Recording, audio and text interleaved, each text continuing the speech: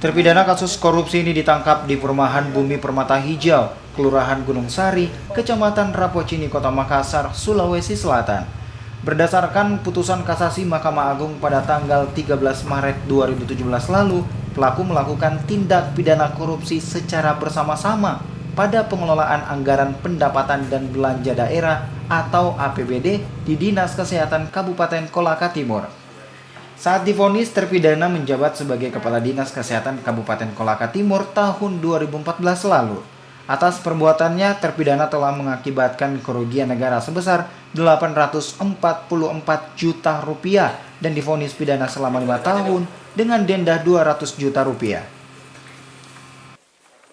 Kasus apa sih Pak yang diamankan nih Pak? Tindak pidana korupsi yang dilakukan oleh terpidana Dr. Heri Faisal itu di Kabupaten Kolaka Timur. Sudah berapa lama buron Pak? Buron itu sekitar 4 tahun Pak. 4 tahun? Berapa kerugian negara Pak? Kerugian negara kurang lebih 800 juta. Tapi sudah vonis ya Pak ya? Sudah. Itu dana alkes ya Pak? Bervariasi di dalamnya. Ada pengadaan vaksin dan lain-lain. Terus dia akan dibawa kemana nih Pak? Rencana kami akan bawa ke Sulawesi Tenggara, kemudian kita masukkan ke Rutan Kendari. Vonisnya berapa tahun? Berapa tahun? 5 tahun. 5 tahun ya? Ya.